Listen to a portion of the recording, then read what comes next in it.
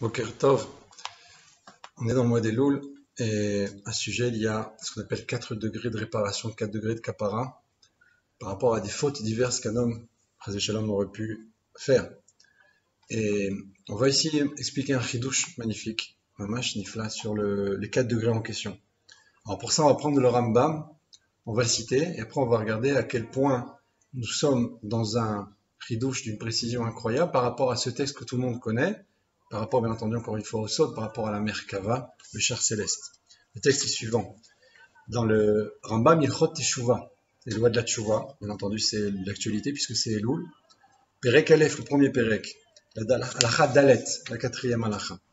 Afal Pisha Teshuvah Mechaperet Alakol, il dit le Rambam, bien que la Teshuvah pardonne tout, efface tout, Vatzmo Shel Yom Kippourim Mechaper, et le jour même de Yom Kippour est celui qui enlève, c'est-à-dire que le jour de Yom Kippour, en lui, est une kapara. C'est-à-dire que même si quelqu'un ne fait pas de tchouva, même si il n'est pas nécessairement à la synagogue, il n'est pas à la choule, le jour même de Yom Kippour crée le pardon. C'est un jour qui pardonne. Yom Kippour, comme son nom l'indique, c'est un jour de kapara.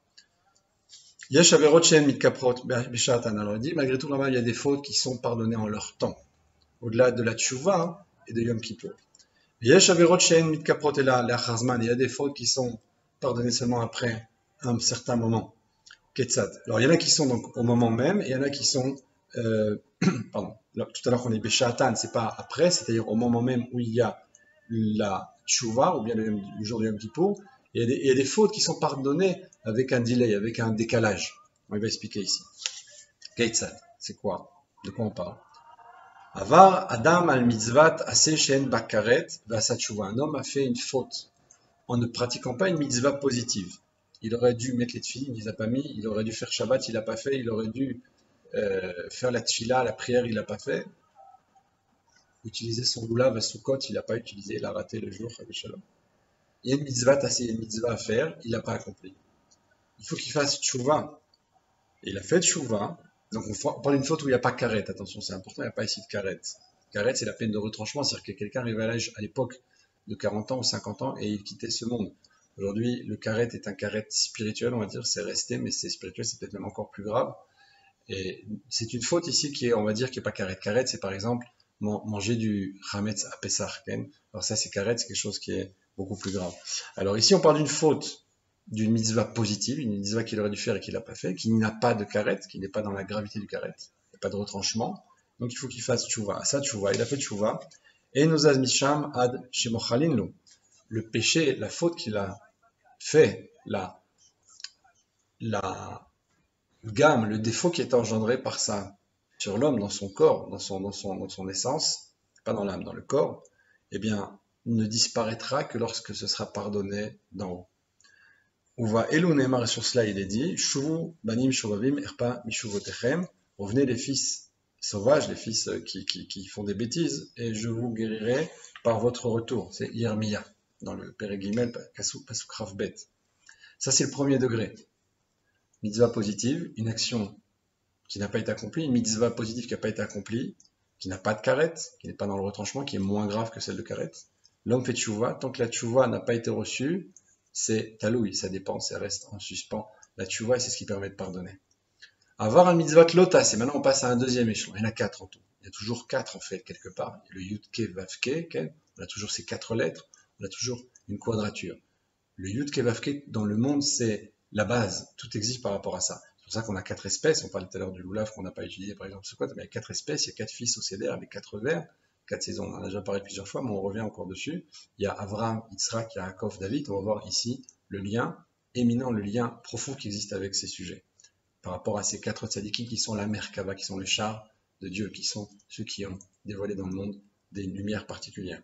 Avoir mitzvah lotase shen bakaret velo mitat beidin v'asa tshuva tshuva tola v'yom kippurim mechaper. S'il a maintenant enfreint une mitzvah de la Torah, par exemple, il est écrit le lot aturu acharei levavchem v'acharinechem. Vous n'irez pas d'après vos yeux et d'après votre cœur. Il y a parfois des mauvaises pensées que Dieu préserve qui montent. Il faut les repousser. Il y a des choses qui sont pas très cachères. En général, on passe plus pour les hommes, mais il y a des choses qui sont interdites à regarder. Le fait de regarder, eh bien, c'est une avéra. Le fait de tourner la tête, c'est velo taturu acharei levavchem v'acharinechem. On a ici accompli une mitzvah en ne regardant pas. Donc si jamais on regarde, eh bien c'est une Avera. Alors, ici, la mitzvah Lotaase, dans laquelle il n'y a pas de karet, encore une fois, je le précise aussi, Velo mitad beidin, et il n'y a pas non plus de mitad beidin, donc il n'y a pas de sanction de mise à mort par le tribunal de l'époque. Vasa tshuva, yom tshuva yom kippurim mechaper. Et il a fait tshuva comme dans la mitzvah tassée, comme dans la mitzvah positive, dans la mitzvah négative, là aussi il y a tshuva.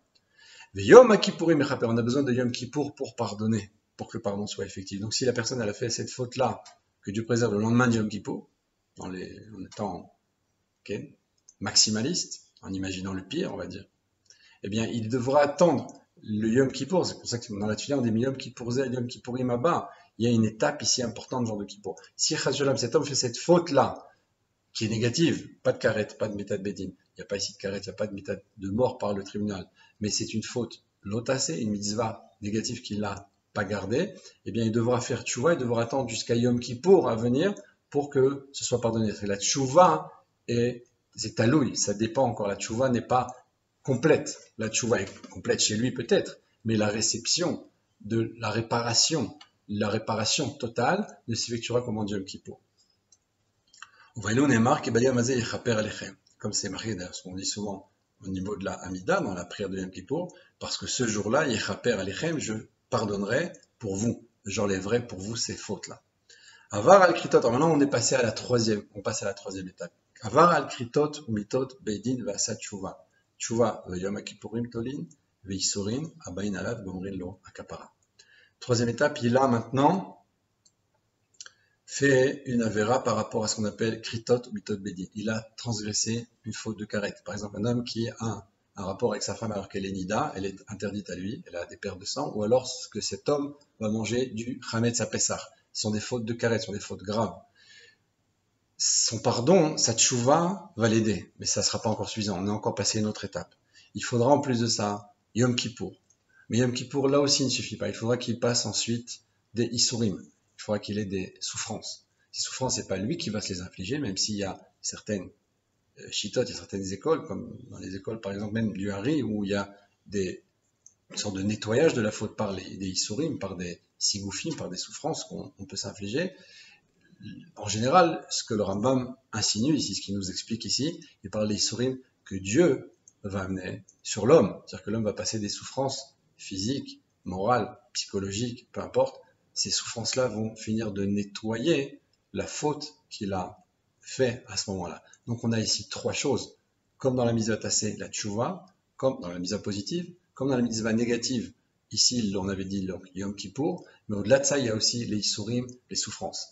Et là, on a donc une troisième étape, Gomrinlo, Akapara, tout ça, ça enlève et ça complète l'Akapara, donc total. Et toujours, dit le Rambam, cette faute ne sera pardonnée que lorsqu'il aura passé des souffrances. Uvaïlo Neymar, et sur cela il est dit, il ramène encore un passou comme dans les précédents, et je rachèterai par le bâton votre faute et par les plaies vos fautes. Bon, là on parle ici de Pécha et Avon, ce sont deux formes de fautes différentes. Il rapporte ici le Télim, peut-être la Medgimel. Il dit tout ça, hein, c'est vrai lorsqu'il n'a pas fait un Chilul Hashem. S'il a fait un Chilul Hashem, c'est-à-dire qu'il a profané le nom de Dieu aux yeux du monde, c'est plus grave. Et dans ce cas-là, Aval Mechalel et Hashem Afalpish Asatchouva, il dit mais celui qui a profané le nom de Dieu face aux nations, face au monde, face même à des juifs, à d'autres juifs. Afalpish Asatchouva, même s'il a fait tchouva, Vigia Yom Kippourim, Yom Kippourim est passé. Omed Bichouvato, il se tient dans sa tchouva, il regrette ce qu'il a fait. Uvaou ala Visurin, et il a eu des souffrances. Et non mitkaper lo kaparagmora ad sheamut. Il ne sera pardonné de tout cela, même avec les trois premières choses, que lorsqu'il mourra. Et la tchouva, Yom Kippourin, Veisurin, Shloshtan Tolin, Omita Mechaperet. Et en vérité, la tchouva qu'il va faire, le regret qu'il va avoir, le Yom Kippour qui va passer, les souffrances qu'il va vivre, seront en suspens, et la mort terminera sa kapara. La mort sera sa kapara. Mitato, zukaparato. Sa mort, c'est sa kapara. Shneimar, comme il est dit, Venigla, Beozne Hashem, Tsevakot, Im Yechupar et Avon Azeh, Lachem, Ad Temutun. Il a dévoilé donc aux oreilles de Dieu, le roi, donc le roi de la guerre, s'il a pardonné cette faute-là, à vous, ad temutun, jusqu'à ce que vous disparaissiez, jusqu'à ce que vous mouriez. Donc on voit ici que la faute a été pardonnée par Dieu au moment où il y a eu mort. Maintenant, où est-ce qu'on veut en venir par rapport à ce texte connu, très connu, qui est repris bien entendu après dans d'autres ouvrages, y compris dans les ouvrages de Halacha, c'est évident, puisqu'on parle ici de la Tchouva, on parle ici de Elul, même dans la Kabbalah, c'est expliqué. Là, ce qu'on veut, c'est rajouter une nouveauté incroyable, un chidouche magnifique, qui est le suivant. Les mitzvot assez correspondent en hébreu à un nombre de 200, elles sont au nombre de 248. Alors 248 en hébreu se dit Ramach. Ramach, c'est une valeur numérique, donc 248, on l'a dit, c'est la même valeur numérique que Avraham. Or Avraham, c'est le chesed, Avraham, c'est l'action. Avraham est lui comparé au mitzvot assez. Il y a toujours un rapport qui est établi dans la Torah entre le chesed, la bonté, Avraham et les mitzvot positifs, les mitzvot assez. Anochi Hashem Elokecha, je suis l'Éternel votre Dieu, c'est positif. Lorsqu'on passe au mitzvot lot assez, on a toujours dans les textes une allusion à Yitzhak.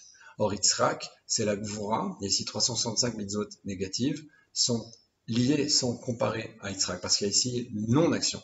La Gvura, c'est se retenir. La Gvura, c'est réussir à se maîtriser. Ce que dit les sages dans Pirkei Avot, Ezeu Gibor, Akovesh et Yitzro. Quel est le fort? C'est pas celui qui a des gros muscles, c'est pas celui qui casse la figure à l'autre, que Dieu préserve. Hashem Ishma. On parle de Gvura ici, la puissance, la force, c'est une force spirituelle. Celui qui est fort, celui qui arrive à se maîtriser, celui qui arrive à conquérir son Yetzer Hara et à garder son lien avec Dieu, non pas comme Avraham dans le chesed, dans l'élan, dans la simcha, dans la bonté, et là dans la gvura, là aussi la simcha. Mais la simcha, elle émane ici non pas de cet amour, mais de la crainte. Non pas de la mitzvah positive, mais de la mitzvah négative. Donc on voit ici une deuxième étape, et on voit ici qu'on a un lien encore avec le premier. Yitzhak, c'est le fils d'Avraham. Donc on a besoin à la fois de la tchouva d'Avraham, c'est le message d'Avraham, mais on a besoin aussi de Yom Kippour. Or, vous n'êtes pas sans savoir qu'à Yom Kippour, on lit une paracha qui est la Akedat Yitzhak.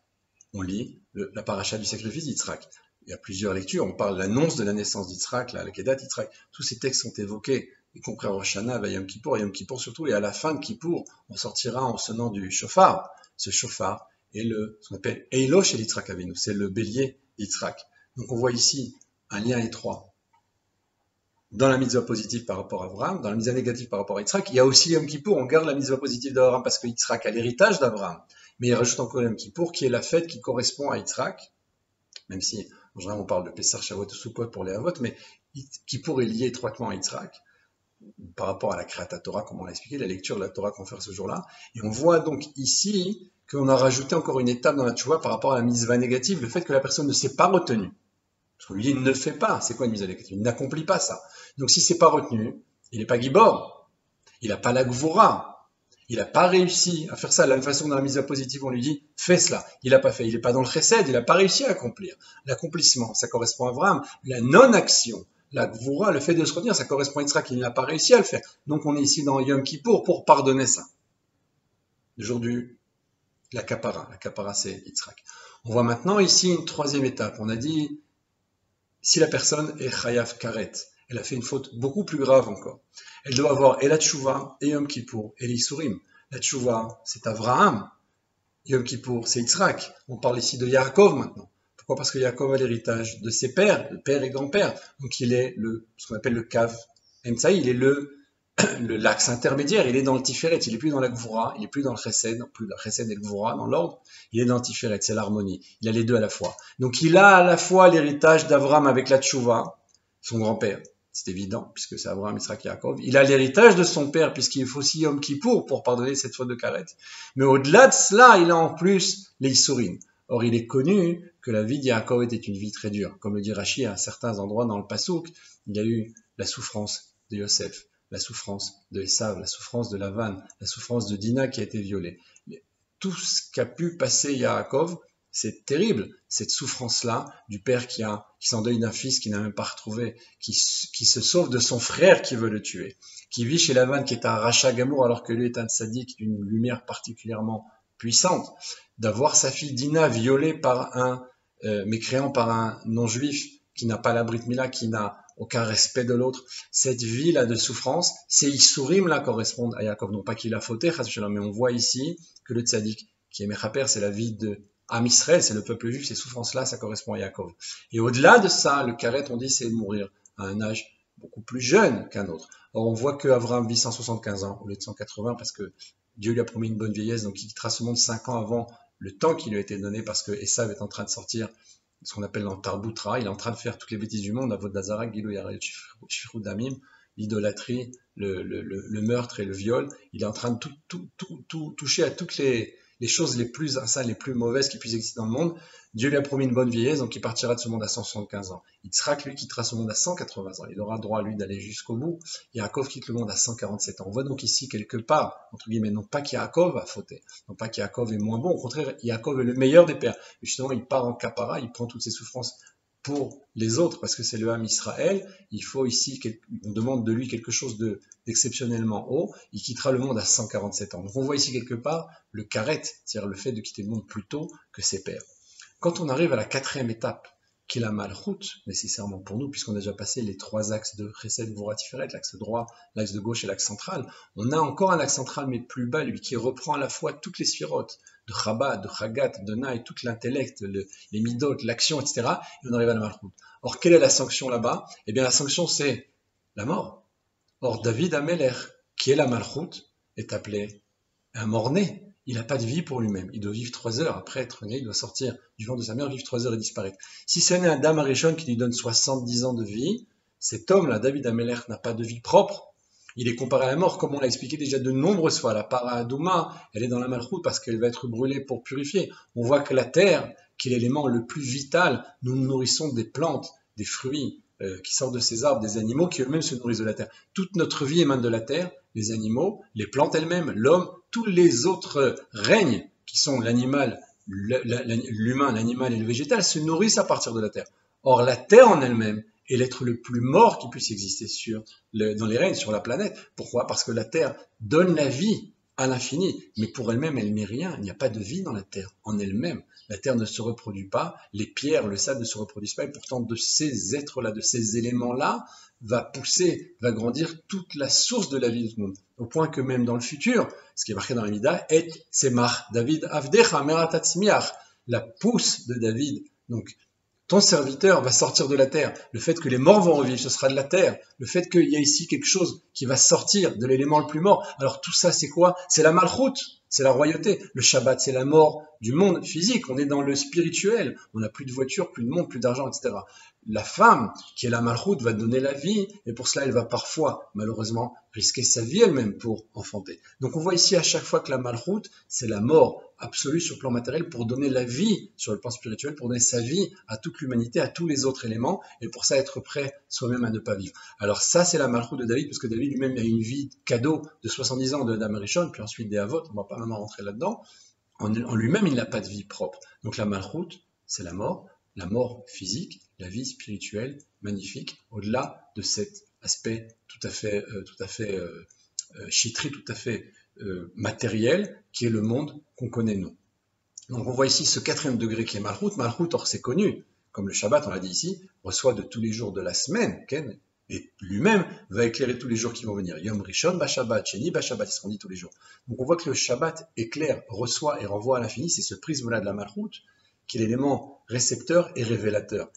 1 milliard de fois plus, même plus que ça, au-delà de ce qu'il a pu recevoir. La femme reçoit une goutte et va donner naissance à un être humain parfait. Ça, c'est la puissance même de la malchoute. Il en est de même pour les arbres, etc. Donc, ce qu'on voit ici, c'est que quelqu'un qui a fait une faute de Chilul Hashem, eh bien, il doit passer par le chesed de Abraham. Donc, ici, les mitzvot positives, on a dit la tchouva, par la gvura de Yitzhak, on a dit ici Yom Kippour, le fait de ne pas s'être retenu. On va passer aussi par les Issourim, par les souffrances de Yaakov, puisque la malchoute reprend toutes les sphirotes. Il y a ici toutes les étapes précédentes, y compris la sienne, qui est la mort, parce que la mort, c'est l'élément révélateur, c'est l'élément clé qui correspond à la malchoute. Mais on a dit 4 éléments, et un 5e, de même que ce doigt-là est différent, il est transcendant, il est au-delà, il est différent, il change des autres. Eh bien, ce 5e doigt, ce 5e fils, ce 5e élément, ce 5e sens, eh bien, c'est Triat Hametim.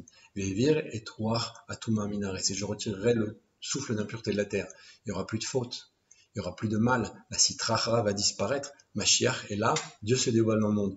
Tout n'est que Kedusha, tout n'est que lumière, il n'y a plus de mort, et ceux qui sont morts vont revivre. Toute la faute va disparaître, tout ce qui provoque la faute va disparaître. On n'aura même pas une idée de faire Chas Shalom, une faute, parce que devant nous, devant nos yeux, tout brillera de la lumière de Dieu, le monde entier sera éclairé par cette lumière-là. C'est Mashiach, c'est maintenant. Donc ça veut dire qu'on arrive dans un 5e degré, où on a passé tous ces degrés-là. C'est pour ça que Tchouva, c'est Tachouv. Et il faut ramener, comme dit le Hari Akadosh dans ses livres, dans le Shar Gilgoulim, mais comme le reprend l'Admor Azaken dans le Tanya, il faut ramener ce Hé-là, cette 5e lettre, cette 4e lettre-là, pardon, lapsus révélateur, cette 4e lettre qui va devenir une 5e lettre, puisqu'on va la rattacher au Yud, mais pas au Yud, au Kutso chez Yud, à la petite pointe qui est au-dessus du Yud, le Yud du Yud. Ce point-là, c'est Keter, c'est l'effet immanent, c'est-à-dire c'est la chose qui a créé absolument tout, c'est Dieu qui a créé, mais il y a un processus qui s'appelle le Keter, et puis de Keter va venir Atzilut, Bria, Yetziras, il y a Abraham, Yitzhak, Yaakov, David, Yud, Kevavke, tous ces éléments qui se retrouvent à chaque fois. Alors on va révéler ce qu'on appelle Yechida chez Banefesh, ce 5e degré de l'âme, comme à Yom Kippour justement, parce que Yitzhak est lié avec David, Yitzhak qui sera appelé Avinu quand Mashiach viendra, et David c'est David Malka Meshera, David le roi Mashiach. Donc on va révéler ici cette 5e prière, comme Purim qui est la 5e fête, comme cet élément, parce qu'on est dans le Messirut Nefesh, on est dans le don de soi. Si quelqu'un maintenant arrive à son niveau à révéler son Yechida Sheba Nefesh, son élément supérieur dans l'âme, qui est le 5e degré, pour le fait qu'il va donner sa vie, donner de son temps, de son argent, de son sommeil, de sa nourriture, de toutes ces choses qu'il devrait avoir pour lui-même, il va choisir de les donner à l'autre. Et il va donner de tout ça pour révéler Mashiach. Il va donner de tout ça pour aider le prochain. Il va donner de tout ça dans un Messirut Nefesh absolu, dans un don de soi absolu. Il va réveiller chez lui Yechida Sheba Nefesh, le niveau, le 5e degré, dans le Nefesh, dans le niveau le plus bas. La fin est reliée au début. Donc j'aurai ici cette lettre E, qui ne sera pas la 4e, elle sera à la fois la 4e et rejoindra en même temps ce Kotso chez Yud, ce point au-dessus du Yud, et on aura à la fois ce point au-dessus du Yud avec le E qui vont se rejoindre, et on aura quelque part une 5e lettre, une lettre qui transcende, une lettre qui englobe ce Yud Ke Vav Ke dans l'ensemble, et ce ne sera plus Yud Ke Vav Ke, la Yud Ke, comme on va Yad Bayom Ma'ou, Yiyeh Hashem Echad U'Shmo Echad. Les sages nous disent ce sera plus Yud Ke Vav Ke, la Yiyeh, Yud Ke. Tout va se transformer à ce moment-là, et encore une fois, la lumière de Dieu sera absolue, le monde sera rempli de cette lumière-là, le monde sera rempli de connaissances de Dieu comme les eaux recouvrent les océans. C'est-à-dire que Dieu se dévoilera de façon absolue, de façon évidente à tous. Donc préparons-nous, Mashiach est proche, Mashiach est là, faisons tchouva, dévoilons ce hé final en le transformant en un hé supérieur avec ce kotso chez Yud, avec cette pointe de Yud, en révélant à chaque fois la tchouva, le Yom Kippour, les Issourim, en espérant le moins possible, on les a déjà tous passés, je pense, le Ham Israël a déjà assez souffert, et surtout, le lien de Mavet, même si quand Mashiach viendra, tout le monde devra passer par la mort, ne serait-ce qu'une seconde pour revivre, parce qu'il y a une mitzvah de Velafar Tachou, il faut retourner à la terre, en espérant qu'on arrive directement, très très rapidement, à Triat HaMetim, et au dévoilement de Dieu dans le monde, et par là, on dévoilera le Yud Ke Vav Ke qui deviendra Yud Ke, on dévoilera cette Tchouva-là, ce Tachouv, et surtout ces 4 degrés qui sont évoqué dans le Rambam, dans les Chot Tshuva, qui nous explique de façon connue, mais ici avec une révélation magnifique, que tout ça, c'est pour arriver à un 5e degré, celui du David Malka Meshicha, le roi Mashiach, encore aujourd'hui. Amen, Ken Yeratzon.